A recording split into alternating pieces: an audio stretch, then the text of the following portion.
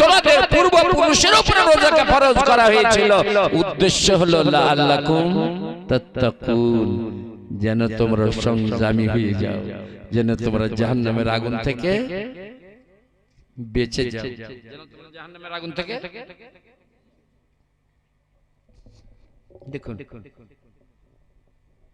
এক খোদা নবী আমার বলছেন, আমার সাহাবা বলতো, মানবিক দেহে মানুষের শরীরে একটা টুকরো আছে, ওই টুকরোটা যখন খেয়ে তৃপ্তি লাভ করে থাকবে, যখন তৃপ্তি অবস্থায় থাকবে, তো সবকটা অঙ্গ প্রত্যঙ্গ ক্ষুধায় গ্রস্ত থাকবে, সব খেতে দৌড়বে।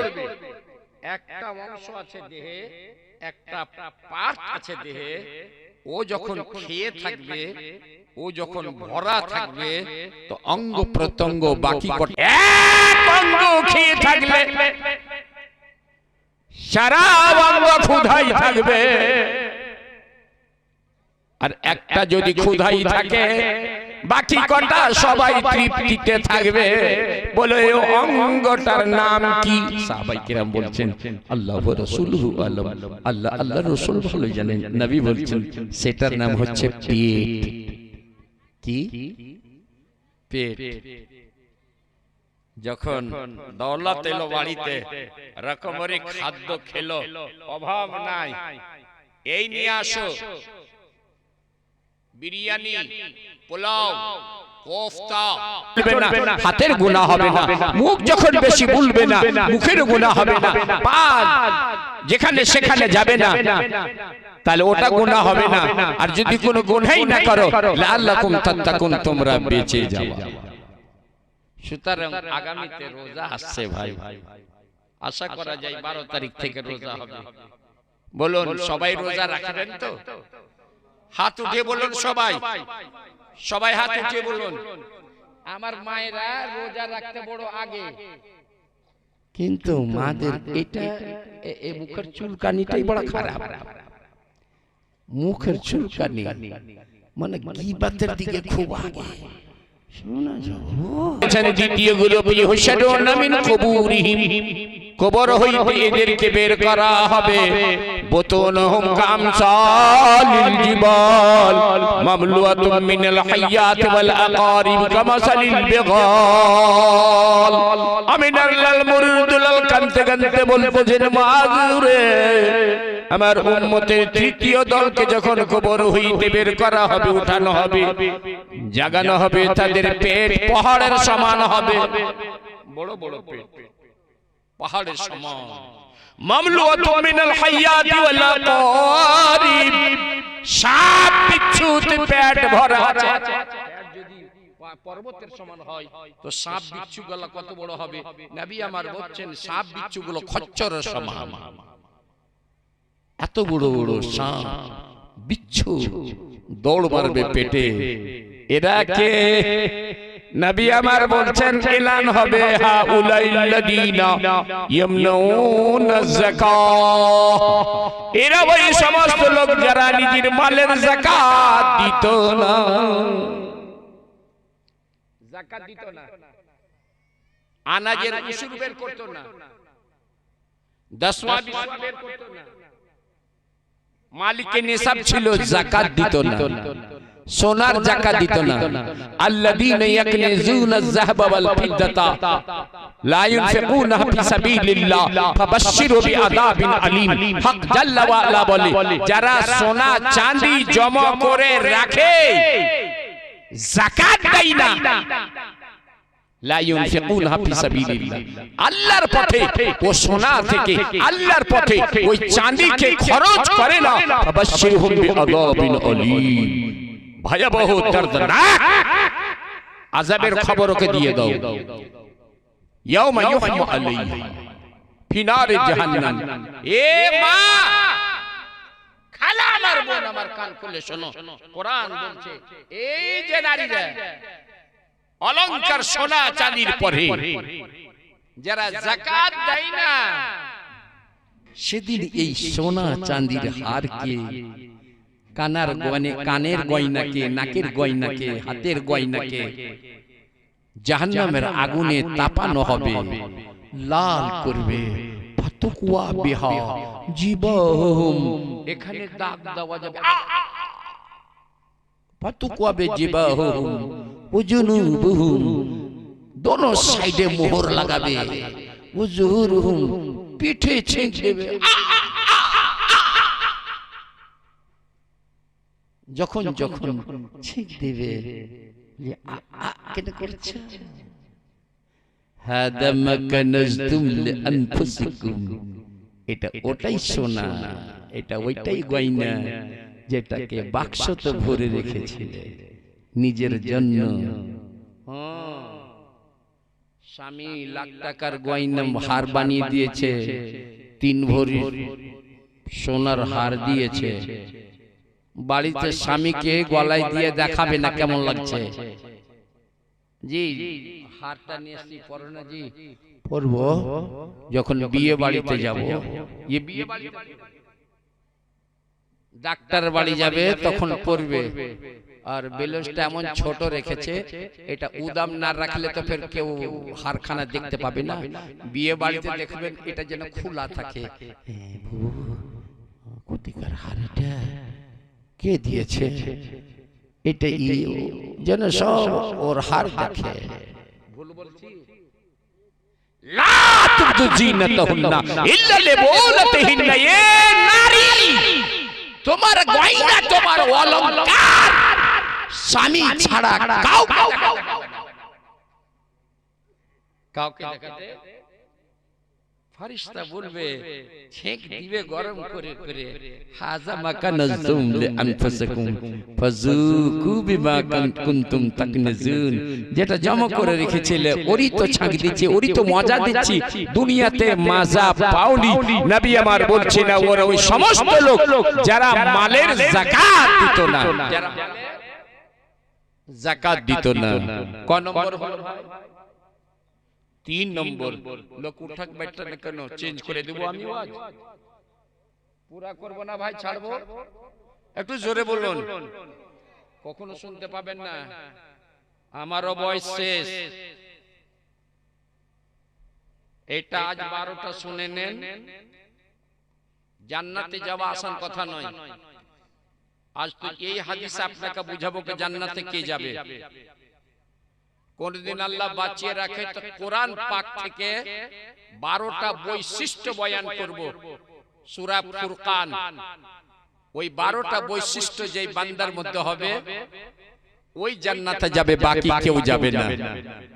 প্যারে হাজিরিন, তো আজ হাদিসের সবকটা নিন। এটা দারসে হাদিস, হাদিসের সবকটা দিচ্ছি। প্যারে হাজিরিন, নবী আমার বলছেন আসিনফুর রাবি, 4 নম্বর লোককে কবর হতে উঠাবে। গল গল গল গল ইয়াজরি মিন আফওয়াইম আদম, টিউবওয়েলের মতো রক্ত বের হচ্ছে মুখ দিয়ে, রক্ত বের হচ্ছে। ফায়ুনাদিল মুনাদি মিন কিবালির রহমান, আল্লাহর পক্ষ থেকে এলান হবে, হাউলা ইল্লাযীনা কাযিবু ফিল বাইয়ি ওয়াশ শিরা, এরা ওই সমস্ত লোক ক্রয় বিক্রয়, বেচা কিনা, লেনদেনের সময় মিথ্যা কসম খেত। মিথ্যা কসম। ছাগলটা কত টাকা নেবেন? 8000 টাকা নেব। 5000 এ দেবেন। কি বলছেন মশাই? আল্লাহর কসম 7000 এ তো আমার কিনাই আছে, বলে না? আল্লাহর কসম 7000 এ আমার কিনাই আছে। ये মুসলমান ভাবছে যখন 7000 এ একটা মুসলমান কসম খেয়ে বলছে, মুসলমান কি আর মিথ্যা বলে? মিথ্যা কসম খেতে পারে? তাহলে তো 7000 তো দিতেই হবে। তো যাক, তাহলে 7500 দেবেন। ওই দেওয়ার তো নয় ভাই, বহু খরচা আছে। কিন্তু আপনি দাড়িওয়ালা লোক, আপনাকে দেখে বড় ময়া লাগছে, নেন। মিথ্যা কথা। আল কোরআনে আল্লাহ বলছে, ইন্নাল্লাযীনা ইয়াশতারুনা বিআহদিল্লাহি ওয়া আইমানিহিম সামানান কালীলা উলাইকা লা খালাকা লাহুম ফিল আখিরা ওয়া লা ইউকাল্লিমুহুমুল্লাহু ওয়া লা ইউযাক্কিহিম ইয়াওমাল কিয়ামাহ ওয়া লাহুম আযাবুন আলীম। আল্লাহ বলছেন যারা আল্লাহর কসম খেয়ে বেচা কিনা করে আখিরাতে তার কোনো অংশ নাই। লা ইউকাল্লিমুহুমুল্লাহু ইয়াওমাল কিয়ামা, আল্লাহ তাআলা কিয়ামতের দিন ওর সঙ্গে কথা বলবেন না। আল্লাহ তাআলা ওর দিকে রহমতের নজর দৃষ্টি করবে না, ওকে গুনাহ থেকে পাক পবিত্র করবে না। দর্দনাক আযাব ওর জন্য। প্যারে হাজির, বেচা কিনাই মিথ্যা কসম খাওয়া হারাম। আপনার মাল আছে, আপনি বলুন 10,000 নেব, বলতে পারেন, কিন্তু ঝুট কসম কেন, মিথ্যা শপথ কেন, আল্লাহর কেন দোহাই দিচ্ছ? বেচা কিনাতে আল্লাহর কেন কসম টানলে? হারাম। 5 নম্বর দলের কথা নবী বলছেন, ইহশারুনা মিন কুবুরিহিম ওয়া হুম আনতানু রাইহাতাম মিনাল জিফা ওয়া কাদ ইনতাফাকু। নবী বলতেছেন 5 নম্বর গ্রুপকে যখন জাহান্নাম আপনার কবর হইতে উঠানো হচ্ছে, কাদ ইনতাফাকু, সরে গলে ফুলে গেছে, ফুলে গেছে। ওহু আনতানু রাইহাতাম মিন জিফাতাম মিনান নাস, লোক মাঝে ডেড বডি যে একটা দুর্গন্ধ ছড়ায়, তার চাইতে বেশি আজ দুর্গন্ধ এর বডি থেকে আসছে। হাসর মাঠে সবার নাক ফেটে যাচ্ছে। হে ফেরেশতা, এরা কে? এত কেন দুর্গন্ধ? বল হাউলাইল্লাযীনা ইয়াকতুমুনাল মাআসি খাওফাম মিনান নাস, এরা রাতের অন্ধকারে, কালো রাতে জিনা করত, গুনাহ করত, চুরি করত, লোকের ভয়ে লুকিয়ে রাখত। লা ইয়াখাফুনাল্লাহ, আল্লাহ থেকে ভয় করত না। ফাহাদ জাযাউহুম ওয়া মাসিরুহুম ইলান নার, এই শাস্তি আপাতত চলতেই থাকবে। হিসাব কিতাবের পরে কি জাহান্নামে নিক্ষেপ করা হবে। নবী আমার ষষ্ঠমের জন্য বলছে, আসিনফুস সাদিস, 6 নম্বর দলকে ইহশারুনা মিন কুবুরিহিম, কবর থেকে বের করবে। মাকতুল হালাকিম ওয়াল আকফিয়া, গর্দন ভাঙা, গলা কাটা, মাথা নাই, নাড়া মাথা নাই, বডি। এরা কে? বল হাউলাইল্লাযীনা ইয়াশহাদুনা যুর, এরা ওই সমস্ত লোক যারা মিথ্যা সাক্ষী দিত, অপরাধ করলকে আর সাক্ষী দিল কার বিরুদ্ধে? 10,000 ঈমানকে বিক্রি করলো, মিথ্যা সাক্ষী দিল। আর এর মিথ্যা সাক্ষীর দেওয়ার কারণে সমাজে বিচার হলো, একে ফাঁসি দাও, এর মুখ কালো করে সমাজে ঘুরাও, 7 গ্রাম নিয়ে ঘুমাও। এর মিথ্যা সাক্ষীর কারণে 12 বছরের জেল হয়েছে। ছেলে মেয়েরা অনাথ হয়ে কাটুরা নিয়ে ভিক্ষা করেছে দাঁড়ে দাঁড়ে। এর মিথ্যা সাক্ষীর কারণে কত গলা কাটা গেছে। তাই আজ এর গলা কেটে নেওয়া হয়েছে। প্যারে হাজরিন, সপ্তম লোকের কথা নবী বলছেন, ইহশারুনা মিন কুবুরিহিম লাইসাত লাহুম আলসিনা, 7 নম্বর দলকে কবর হইতে উঠাবে, মুখে জিহ্বাই নাই, বিনা জিহ্বার লোক। এর জিহ্বা কোথা গেল? ফেরেশতা এরা কে? বলে হাউলাইল্লাযীনা ইয়ামনাউনা শাহাদা, সত্য কথা জানা সত্ত্বেও এ সত্য সাক্ষী দেয়নি। যার উপরে জুলুম হয়েছে, কেঁদে কেঁদে বলছে, ভাই আপনি তো দেখলেন, আপনার সামনে আমাকে মারলো, আপনি তো দেখলেন আমার, আপনার সামনে আমার টাকাটা ছিনতাই করলো, দেখলেন। বলে হ্যাঁ ভাই, কিন্তু কথা হচ্ছে কি, আমি সাক্ষী দিব না ভাই, আমি ওর জন্য খারাপ হব না। সমাজে যদি এই করে সবাই, তো সত্য বিচার আর হবে না ভাই, সাক্ষী দেব না। আল্লাহ আল কুরআনে বলে, লা তাকতুমুনা শাহাদা, তোমরা সাক্ষীকে গোপন রেখো না, সাক্ষী শাহাদাত ছুপায়ো না। ওয়া মান ইয়াকতুমহা ফাইন্নাহু আসামুন কলবু, যে সত্য সাক্ষী গোপনে রাখে সে গুনাহর কাজ করে। নবী বলছেন এই গুনাহ ছুপিয়েছিল। 8 নম্বর দলের কথা নবী আমার বলতেছেন, না কিসি রুউসহুম ওয়ারজুলুহুম ফাওকা রুউসিহিম, 8 নম্বরের লোককে কবর হইতে উঠাচ্ছে, মাথা কি নিচে করেছে, মাথার ভরে হাঁটছে, পা উপরে। মাথার ভরে হাঁটছে, পা উপরে উল্টা। সাহাবী বলছেন ইয়া নবী আল্লাহ, মাথার ভরে হাঁটা যায়? নবী বলছেন যে আল্লাহ পায়ে হাঁটালো দুনিয়াতে, ওই আল্লাহ আখিরাতে পায়ে হাঁটা। জোরে বলুন। পাকে আদেশ করবে তুমি উপরে থাকো, চুপ, আজ তুমি চলবে না। মাথাকে আদেশ করবে তুমি পায়ের কাজ করো। ঠিক মাথা অমনি চলবে যেমন দুনিয়াতে পা চলছিল। আল্লাহর আদেশ আদেশ। নবী আমার বলতেছেন এরা কে? ফেরেশতা বলছে হাউলাইল্লাযীনা কানু ইয়াজনুন মাতু ওয়ালাম ইয়াতুবু। এরা ওই সমস্ত লোক যারা ব্যভিচারী করেছে, জিনা করেছে, বিনা তওবাতে মারা গেছে। বিনা তওবাতে মারা গেছে, বিনা তওবাতে মারা গেছে। প্যারে হাজিরিন, ভুলবশত হয়ে যায় গুনাহ, কিন্তু জ্ঞানী ওই ব্যক্তি কে গুনার পর চট করে তওবা করে নেয়। 6 নম্বর আপনার 9 নম্বর লোকের কথা বলছে নবী আমার, বুতুলুহুম মামলুআতুম মিনান নার। 9 নম্বর দলকে বের করছে, পেটের ভিতরে দাউ দাউ করে আগুন জ্বলছে। হে ফেরেশতা এরা কে? বলে হাউলাল্লাযীনা ইয়াকুলুনা আমওয়াল ইয়াতামা যুলমা। এরা ওই সমস্ত লোক যারা ইয়াতিমের মাল হরণ করেছে। দেখবেন দু ভাই, বাবার 2 ছেলে। বড় দাদা বিজনেসম্যান, টাকা ইনকাম করে, ছোটটা ওর দৌলতি আমোদ ফুর্তি করে। ওই বড়র ছেলেরা মারুতি কারে ইংলিশ মিডিয়ামে পড়তে যায়, পয়সাওয়ালা। হঠাৎ অ্যাক্সিডেন্টে মারা গেল। ছোট ভাই এমন করে একটা হিসাব আঁকলো, হিসাবে বসলো, বলছে ভাবি ওখানে 10 লক্ষ টাকা বাকি, কি করে দেওয়া যাবে? গাড়িটা বিক্রি করে দিয়ে যাও, ওরা তো 50 লক্ষ টাকা পাবে, কি করতে হবে? তো মুরারোয়ের এই বিল্ডিংটা বিক্রি করে এই বিক্রি, এই বিক্রি, এই বিক্রি। অবশেষে তার ছেলেরা কাটরা হাতে নিয়ে ভিক্ষা করতে বাধ্য হলো।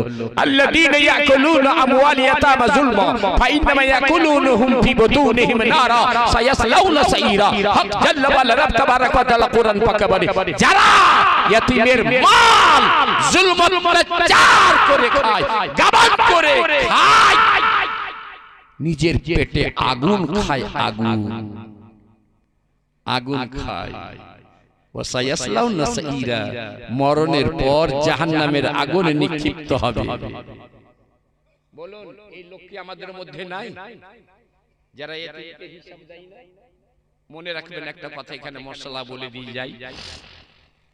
বাবা মারা গেল, কাফন দাফন করার পর প্রথম কাজ হচ্ছে এই, বাবার উপরে যদি করজ থেকে ওটা কাদাই করে। আপনি এবার ইসালে সওয়াব করবেন, এটা পরে। আগে ওনার করজটাকে ওনার গর্দন থেকে বোঝ নামাও।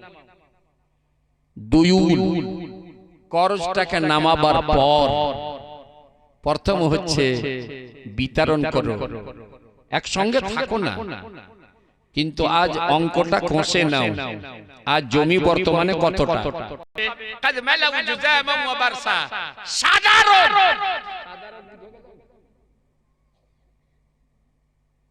কত চেহারা, হাত পা সাদা হয়ে যায় না? বারসার রোগী জি চর্ম সাদা হয়ে যায়, উপর হইতে কুড়ি জোজামা, কুষ্ঠ ব্যাধি, একেবারে একলা দনটাই ঘৃণাজনক। ফুলের রোগী আর কুষ্ঠ ব্যাধি, দনটার কাছে লোক বসবে, ও তো ওর ছেলে মেয়ে তো যে খানা দিবে না, এমনি করে সরিয়ে দিয়ে একটা বর্তন দিয়ে আলাদা ঘরে রাখবে। জি কাজমালা উজুজাম ওয়া বারসা, ফুলের রোগী, কুড়ের রোগী। ফেরেশতা বলছে জানো এরা কে? হাউলাইল্লাযীনা আক্কুল ওয়ালিদাইন। এরা ওই সমস্ত লোক যারা মাতা পিতার নাফরমানি করেছে। বিবিকে খুশ করার জন্য মা বাবাকে ছেড়ে পলসা ছেড়ে মুরার ওই বাড়ি বেঁধেছিল। মাস্টারকে লোক জিজ্ঞাসা করছে ওখানে বাড়ি কেন বাঁধবে? বলে আমাকে ছেলে মেয়েকে লেখাপড়া করাইতে হবে, এই গ্রামগঞ্জে থেকে ছেলে মেয়েকে কি করে লেখাপড়া করব? অথচ ওই এমএ পাস করলো, ওই এমএড করলো এই পলসা থেকে, আর চাকরি পাওয়ার পর ওর স্কুলে চাকরি পেল। হেডমাস্টার বিবি শাশুড়ির চাই বানাবে জি। একদিন বাড়িতে ঢুকছে তো মুখ হাপ হাপ, মাস্টার বলছে কি হলো রে?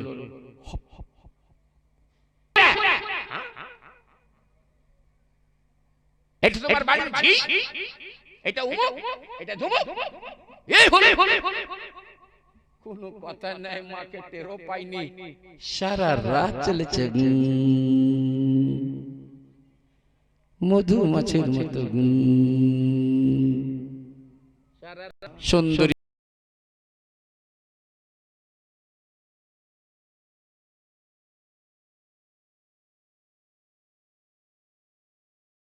শরীরে মালিশ করে দিত গে মা, পিঠটা একটু মালিশ করে দিত।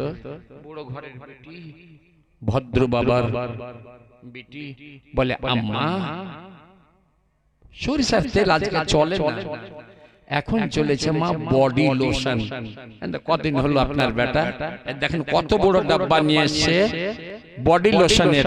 আপনি যদি বলেন তো বডি লোশনে আপনার শরীরটা আমি মালিশ করে দিই, আনন্দে আত্মহারা শাশুড়ি বলছে দিও মা, আমরা জানি না মা কেমন বডি হয়, তো বডি লোশন জানে না, বডি কোনোদিন শুনেনি, কইছে দিও মা কে জানি আজকাল নতুন নতুন বডি কেমন লাগা।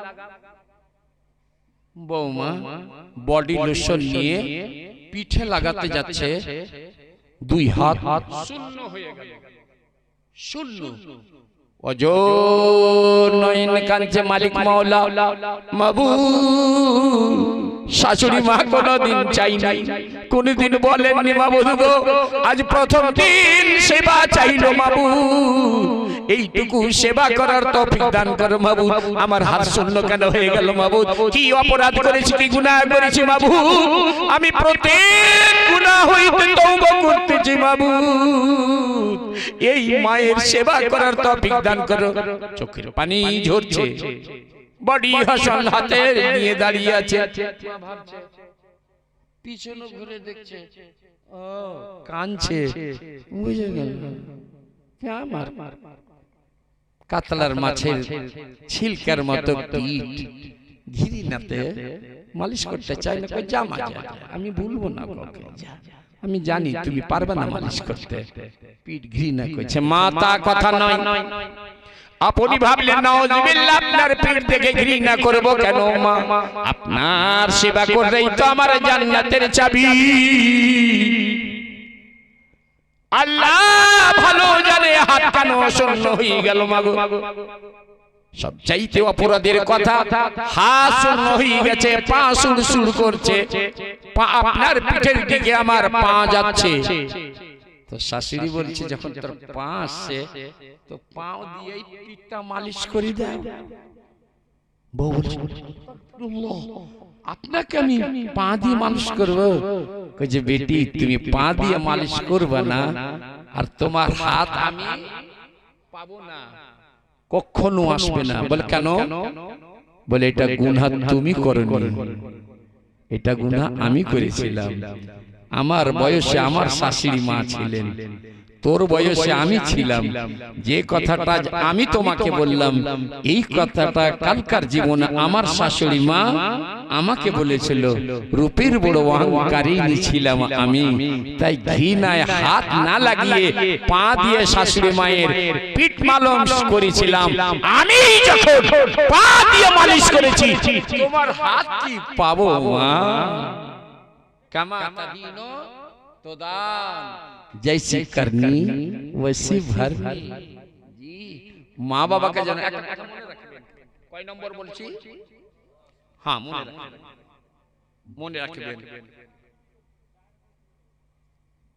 মা কোরআন পাক খুলে দেখবেন ইন্দাকা লাকিবারা আহাদুহুমা ওয়া কিলাহুমা ফালা তাকুল লাহুমা উফিন ওয়া লা তানহারহুমা ওয়া কুল লাহুমা কাওলান কারীমা। তোমার প্রতিপালকের শেষ সিদ্ধান্ত আল্লাহ ছাড়া কারো ইবাদত করবে না, আর মাতা পিতার সঙ্গে সদা সদ্ব্যবহার করো। জোরে বলুন, আরে জোরে। ইম্মা ইয়াবলুগান্না ইনদাকা লাকিবারা আহাদুহুমা ওয়া কিলাহুমা, তোমার নিকটে মাতা পিতা উভয়ে কিংবা কেউ একজন যদি বুড়া হয়ে যায়, বুড়ি হয়ে যায়, আর ওদের হাত দ্বারা কোনো ক্ষয়ক্ষতি হয়ে যায়, ফালা তাকুল্লাহুমা উফ, মা বাবার জন্য ওহ শব্দ বলিও না, ওয়া কুল্লাহুম কাওলান কারীমা, সম্মান সূচক মাতা পিতার জন্য কথা বলবে। ওয়াকফিদ লাহুমা জানাহুল মিনার রাহমা, সেবা শুশ্রূষার জন্য সবাই সব সময় হাতখানা প্রসারিত করে রাখো। রাত্রে বিছানায় ঘুমাবা ঘুমাও, বিবির পাশে থাকবা থাকো, কিন্তু হাত দুইখানা খুলে রাখো। যেমন মা বাবা রাত্রে ডাক দিবে আব্দুল্লাহ, বিবির বিছানা ডাক করে দ্রুত বেগে বাবার আওয়াজের দিকে যাও। বাবা কেন ডাকলেন জোরে বলুন, আর জোরে। ওয়াকুল্লাহুমা, আল্লাহ তাআলা বলছে ওয়াকুল রাব্বিরহামহুমা কামা রাব্বায়ানি সগীরা, মাতা পিতার সেবা করো, নামাজের শেষান্তে আল্লাহর কাছে দোয়া করো, মাবুদ আদসাফির হও। মা যদি নারাজ থাকে, জান্নাত দূরে কথা, জান্নাতের সুগন্ধ পর্যন্ত পাবে না। সুগন্ধ পর্যন্ত পাবে না। একটা অভিযোগ হযরতে আলকামার অভিযোগ করল, ইয়া রাসূলুল্লাহ কলমা যে পড়তে পারে না, তালাক দিল না, সেই দিন থেকে বেটার প্রতি আমি নারাজ।